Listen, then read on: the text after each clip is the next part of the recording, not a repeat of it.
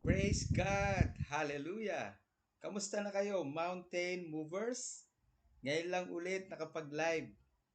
Nawalan kasi ako ng internet, kaya salamat sa Panginoon. Ngayon ay na-restore na yung aking data at makakapag-live na muli para makapag-share sa inyo ng Word of God every Sunday. Sabik na kaming makita kayo at hopefully makapagbakasyon kami para magsama-sama tayong muli at tayo ay mag-outing, mag-eating fellowship, mamasyal o magpuri at sumamba sa Diyos ng sama-sama dyan sa Mountain Movers. Malapit ang ating anniversary this coming March 13. Ilang taon na ba tayo? 4 years? Napakabilis. Nag-start tayo, di ba, 2021? Ngayon ay 2024. So, we're about 3 years now. Talagang napakabilis ng panahon. Yung ating mga kabataan ay mga dalaga na. Yung ating mga kasama dyan ay mga binata na katulad nila JB, Jasper, si Dave, mga teenager na. At masisipag mag-aral. At alam ko ay patuloy nilang ipupursu ang mga pangarap na inilagay ng Diyos sa kanilang mga puso. Anyway, sa oras na ito ay muli nating mapapakinggan ang salita ng Diyos sa pamamagitan ng sharing natin sa oras na ito. Una, gusto ko muna kayong kamustahin. Kamusta na kayong lahat? Alam ko kayo ay nasa magandang kalagayan at nagpapatuloy sa buhay na ito na may tinatanaw na pag-asa na anuman ang mga pangarap na inilagay ng Diyos sa inyong mga puso ay kanyang tutuparin at bibigyan niya ng katuparan maging ang mga pangako na ating pinanghahawakan mula sa kanyang salita sa ating mga puso. Salamat sa habag ng Diyos sa atin araw-araw o sa kanyang grasya, biyaya, sapagkat nandyan siya para sa atin upang tayo ay ingatan, patnubayan, bigyan ng lakas, at mapagtagumpay sa anumang mga tukso at pagsubok sa buhay na ito. Maging sa anumang hamon na ating nararanasan sa pang-araw-araw nating buhay. Ang biyaya ng Diyos ay nakalaan sa ating lahat araw-araw. Pag sinabing biyaya, tayo po ay recipient ng kabutihan ng Diyos. At ang kabutihang ito ay hindi natin kayang pantayan sapagkat ang Diyos na ating Ama ay punong-puno ng biyaya sa bawat isa sa atin. Pag sinabing biyaya, ito ay hindi natin tinatrabaho o pinaghihirapan. Kung tayo ay papasok sa ating trabaho magmula alas 8 at tayo ay magtatrabaho hanggang alas 5 ng hapon at pagdating ng sweldo, ng kinsenas o katapusan, tayo ay tatanggap ng pera, karampatang bayad sa ating paghihirap o pagtatrabaho sa loob ng 15 araw o sa loob ng 30 araw, isang buwan na sweldo natin. Ang ating tinatanggap na sweldo ay ayon lamang sa ating pinagtrabahuhan. Pero pag sinabi nating biyaya, we as recipient ng biyaya ng Diyos o mga tagapagtanggap ng biyaya ng Diyos bilang kanyang mga anak ay hindi natin deserve na tumanggap nito. And yet, tayo ay pinagkakalooban niya araw-araw. Kung tayo ay mamamasyal at kung tayo ay kasama ng ating pamilya, magsasalo-salong kumain, kung tayo ay pupunta sa lugar na gusto nating puntahan para mag-enjoy at muling makakauwi sa bahay ng masaya kasama ang ating mga mahal sa buhay, ang ating asawa, ang ating mga anak, at ligtas tayo na nakauwi sa ating tahanan. Meron tayong kinakain sa ating hapagkainan, pagod tayo at tayo ay magpapahinga, matutulog, magigising, muling may panibagong lakas. Ang lahat ng ito ay biyaya ng Diyos sa ating buhay na ibinibigay ng Diyos sa atin bilang kanyang mga anak na hindi natin pinaghirapan. Sa kabutihan ng Diyos at sa kanyang pagmamahal sa atin ay kanyang ipinamamalas ito sa ating lahat. Ang isa pa sa pinakamagandang halimbawa, kung tayo ay pagod o kung tayo ay nagtrabaho sa buong maghapon o yung mga mag-aaral natin ay nag-aral at umuwi sa bahay, nagutom, kumain at inantok, dinesisyon natin sa ating sarili na matulog o magpahinga. Pero habang tayo ay natutulog, wala tayong kamalayan. Wala tayong pagkakaalam patungkol sa mga nangyayari sa paligid sa mundong ito. Wala tayong kontrol sa ating sarili. Kung tayo ba ay gigising o kung tayo ba ay tatayo para muling magtrabaho, wala tayong kontrol habang tayo ay natutulog. Sa madaling salita, desisyon natin na pumunta sa higaan upang humimlay at matulog, pero hindi natin desisyon ang muling magising. Sapagkat habang tayo ay natutulog, wala tayong pagkakaalam sa anumang mga bagay. At wala tayong kontrol sa ating sarili kung paano tayo babangon at gigising sa ating pagkakatulog.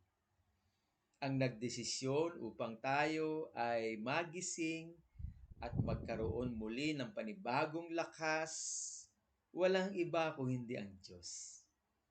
Binigyan tayo ng panibagong lakas pagkagising natin, panibagong buhay, upang ma-enjoy natin ang buong maghapon na muli niyang ipinagkaloob sa bawat isa sa atin. At ito ay malaking biyaya ng Diyos sa bawat isa sa atin na hindi natin maipagmamalaki o ipagmamapuri sa ating mga sarili.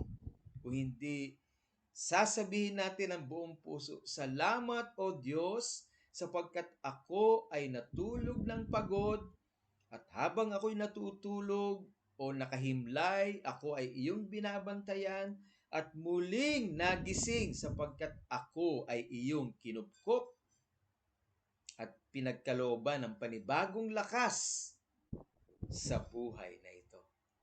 Ito ay biyaya ng Diyos sa ating buhay. Hindi natin pinaghirapan. Bagkus, sa kabutihang loob ng Diyos na punong-puno ng pag-ibig at pagmamalasakit sa bawat isa sa atin, ay muli tayong nakatamo ng kanyang biyaya ng kalakasan, ng magandang kalusugan sa ating pangangatawan. Sa ating mga tao, normal na lang kapag natulog, nagising, nagtrabaho, kumain, nagpahinga, natulog ulit, normal na lang yung mga bagay na yaon. Pero hindi natin napapansin na habang tayo natutulog, wala tayong kontrol sa buhay na ito. Hindi natin alam kung ano ang nagaganap o nangyayari sa ating paligid. We are really out of control about anything in this world. Totally darkness when we were sleeping. And yet, God was the one who decided to give us life once again with strength. Hindi nyo ba napapansin, pagkagising ninyo, bagamat kayo ay natulog ng pagod, ay may panibago kayong lakas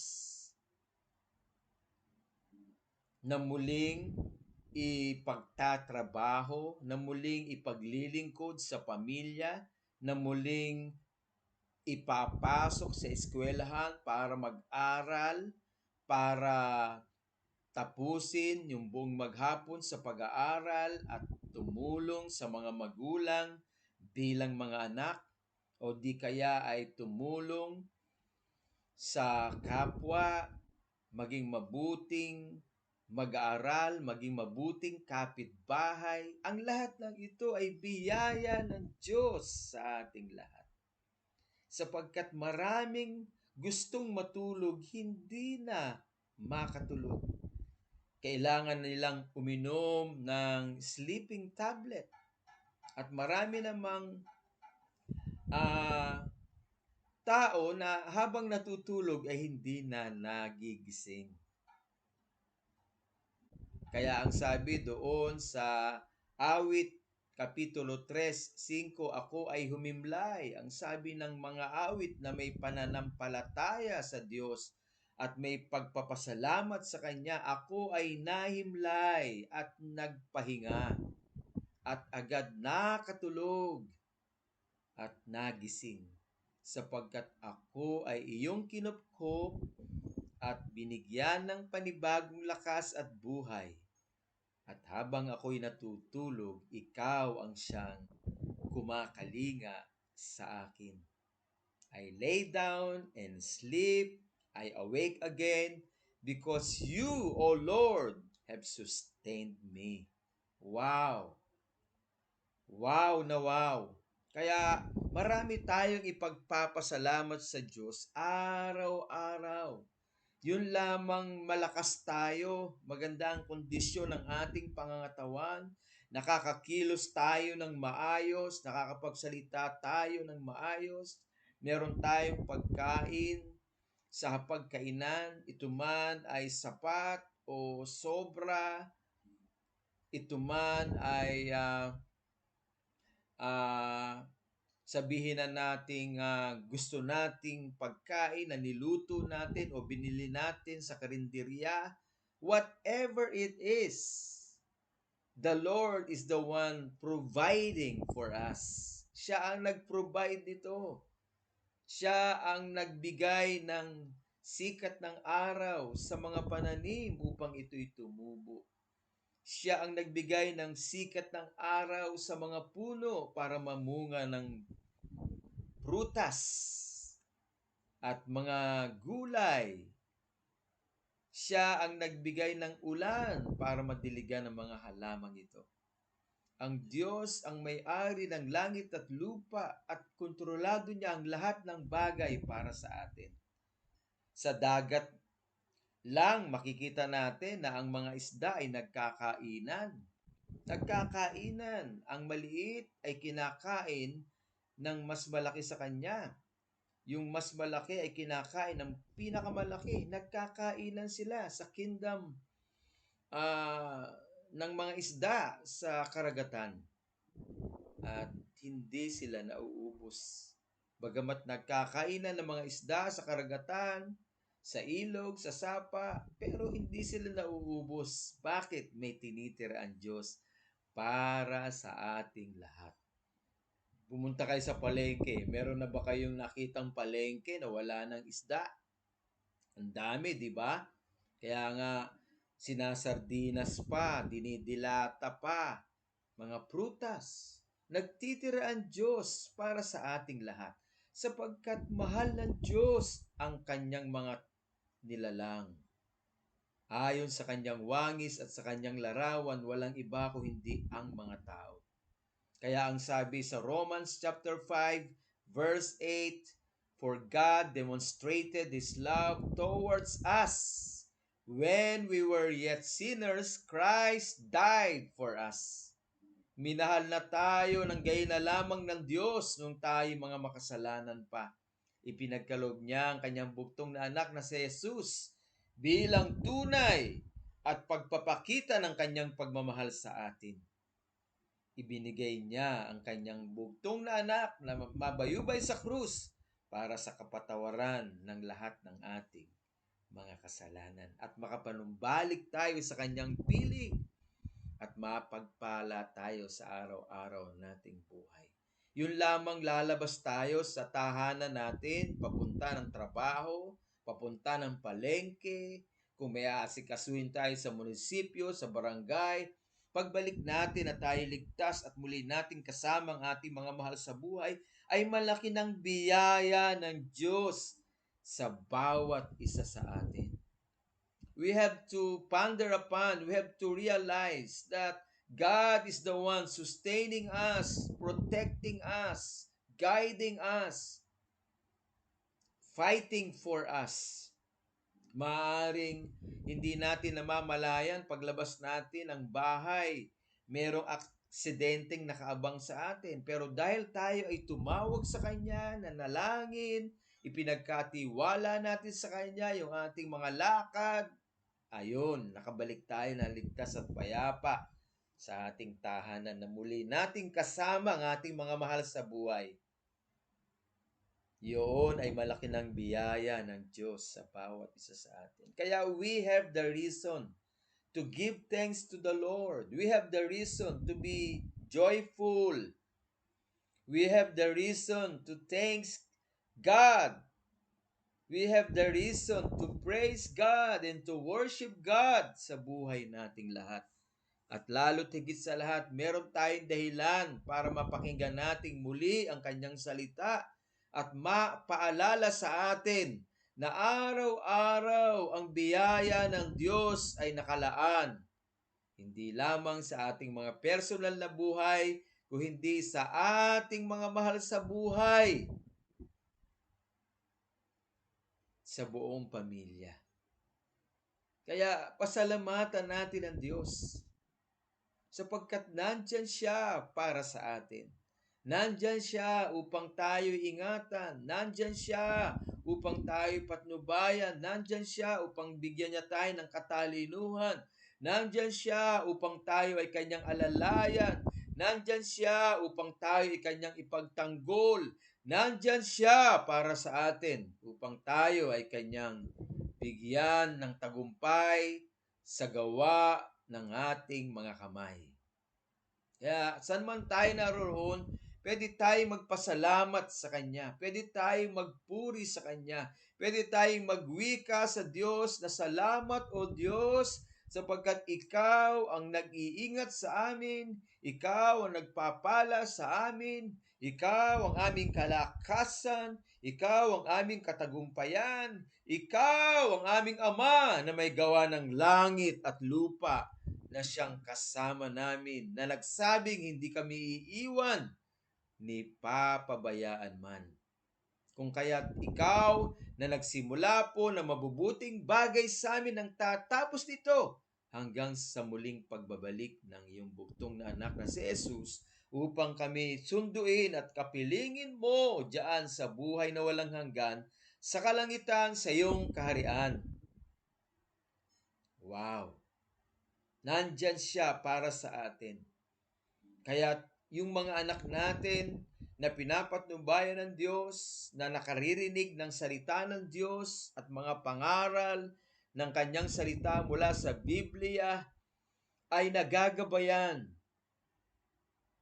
Nagkakaroon sila ng consciousness na ang Diyos ay buhay, na ang Diyos ay maaasahan, na ang Diyos ay matapat at nandyan siya para tapusin niya ang magandang bukas na inilaan niya sa bawat isa sa atin. Ano man yung ating mapagdaanan, nandyan siya para sa atin upang tayo ay bigyan niya ng lakas sa pagtatagumpay, ng gabay sa pagdedesisyon, ng kapayapaan sa anumang kagulumihanan na nasa mundong ito, ng kagalakan sa anumang kalungkutan sa mga paghihirap na nasa mundong ito. Napakasarap ng buhay kapiling ang Diyos. Sapagkat kung hindi kapiling ng isang tao ang Diyos at wala siyang pananalig sa Kanya, ang lahat ng nandito sa mundong ito ay hindi makapagbibigay sa atin ng katagumpayan. Ang katagumpayan sa mundong ito, anumang meron ang mundong ito, ay basura lamang sa harapan ng Diyos at hindi natin madadala sa langit. Hindi natin madadala sa langit. Iba ang katagumpayan na galing sa Diyos. May enjoy na natin ang katagumpayang galing sa Diyos dito pa lamang sa lupa at ito ay maghahatid sa atin hanggang doon sa ating buhay na walang hanggan sa piling ng Amang sumasalangit sa kalangitan. The success that God is giving unto us is not just here on earth, but this success is from here to eternal life. Hanggang doon sa eternity. Kaya let us decide sa buhay natin na ang katagumpayan ng Diyos ang ating maranasan. Ang katagumpayan ng Diyos ang maranasan ng ating mga anak. Ang katagumpayan ng Diyos ang maranasan natin sa ating pamilya. Hindi lang ang earthly success, sapagkat ang earthly success ay maiiwan lang dito sa mundong ito at ito ay walang halaga sa harapan ng Diyos, sapagkat ito ay ginawa sa sariling lakas lamang, sa sariling desisyon lamang, sa sariling kapakanan lamang. Ang katagumpayang galing sa Diyos ay lubos na pagtitiwala sa Kanya, na Siya na nagsimula ng mabubuting bagay sa atin, ang nagtatapos nito, ang nagtutupad nito, Siya ang ating kalakasan, Siya ang ating katagumpayan. Yung pagtitiwala natin sa Kanya, ang bunga ng katagumpayan ito. Na gusto na nating bumigay, pero hindi tayo bumigay sapagkat nandyan siya. Tayo ay kanyang inaalalayan. Tayo ay kanyang ginagabayan. Tayo ay kanyang pinagkakalooban ng lakas at katalinuhan. Ang tagumpay na ito ay magbibigay ng karangalan sa kanya sapagkat masasabi natin na hindi dahil sa aking lakas, na hindi sa aking sariling katalinuhan, na hindi sa aking sariling pagsusumikap, kung hindi dahil sa iyo, O Diyos, na kumikilos na makapangyarihan sa aking buhay. Dahil sa iyong salita na nagbigay sa akin ng gabay at direksyon sa buhay na ito. Sa iyong salita na nagbigay ng pagbabago sa aking ugali na hindi kaaya-aya sa iyong harapan. Ako ay binago mo, ako ay hinango mo sa putik ng kasalanan. Ako ay hinango mo sa bisyo, sa alak, sa sigarilyo, sa anumang bisyo sa mundong ito. At ako ngayon ay nabubuhay ng may kabanalan sa inyong harapan. Kapaki-pakinabang sa mga magulang bilang anak. Masipag mag-aral, tumutulong sa mga magulang, masunuring anak, at ganun din naman bilang asawang lalaki, mabuting asawa sa kanyang asawang babae, responsable, matulungin, mapagmahal, at inaalagaan mabuti ang kanyang pamilya. Ganun din naman bilang asawang babae, na matulungin, mapag-asikaso sa anak, mapag-asikaso sa asawa, at nababago sa pagiging marites at nagiging babae ng Diyos na nagtitiwala sa Diyos anumang oras para sa kanyang pamilya, para sa kanyang kinabukasan at sa kinabukasan ng kanyang pamilya. Praise God! Ang biyaya ng Diyos ay nakalaan sa atin araw-araw at ito'y hindi natin kayang sukatin sapagkat ito ay walang hanggan at ito ay pinaparanas niya sa atin araw-araw. Kaya mabuhay tayo sa biyaya ng Diyos at hindi sa ating sariling lakas, hindi sa ating sariling desisyon o katalinuhan, kung hindi sa biyaya ng Diyos. O Diyos, kung wala ka sa aking buhay, hindi ko alam kung nasa saan na ako. O Diyos, kung wala ka sa aking buhay, hindi ko alam kung ano ang gagawin ko. Maaaring bumigay na ako. Pero dahil sa iyong biyaya, narito ako, malakas, at nagpapasalamat sa iyo. Dahil ikaw ay naghayag at nagpakilala sa akin na ako pala ay anak mo, na pinatawad mo at nilinis mo sa pamamagitan ng pagkakamatay ng Panginoong Kristo sa krus ng Kalbaryo dahil sa aking kasalanan. Na ako ay papunta sa impyerno ngayon, anuman ang aking gawin, ako ay may katiyakan na ako ay mapupunta sa langit dahil ako'y pinatawad mo at kinilala ko si Jesus bilang Panginoon at tagapagligtas. At nabubuhay ngayon ako ayon sa iyong kalooban na aking napapakinggan mula sa iyong salita sa Biblia. Napapansin ko ako'y nababago ang aking buhay. Nahahango ang aking buhay sa kasalanan, sa bisyo, sa alak, sa pagsisigarilyo, sa pagbabarkada. Nababago ang aking buhay. At ako ngayon ay responsabling anak sa aking mga magulang, responsabling asawa sa aking asawa. Ako ngayon ay responsable para sa kinabukasan ng aking mga anak. At kasama ko ang Diyos na tumutulong sa akin upang tuparin ang mga pangarap ng buong pamilya. Ng pangarap ko sa aking mga anak at pangarap ng mga anak ko para sa kanilang magandang kinabukasan. Ang sarap ng buhay sa Panginoon. May katiyakan tayo anuman ang mangyari sa mundong ito. Kaya salamat sa Diyos sapagkat tayong lahat ay biniyayaan niya at patuloy niyang binibiyayaan araw-araw. Kaya mga ka-mountain movers, ipag-pray natin yung ating anniversary sa March 13. Magplano kayong muli, may pagsasalo,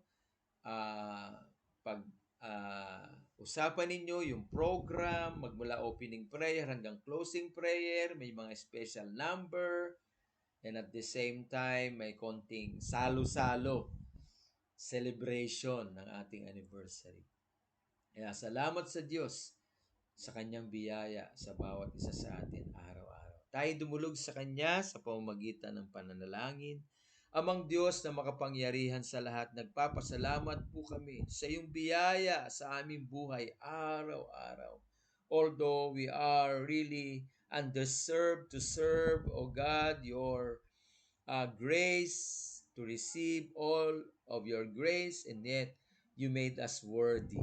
Ginawa mo po kaming karapat-dapat dahil ang iyong bugtong na anak na si Jesus ay nananahan sa aming puso. Kaya salamat po sa kalakasan, katalinuhan, kapayapaan, pag-iingat, patnubay, gabay. Salamat po, Ama, sa iyong pagmamahal sa amin. At sa lahat ng concern namin, kami ay tinutulungan mo.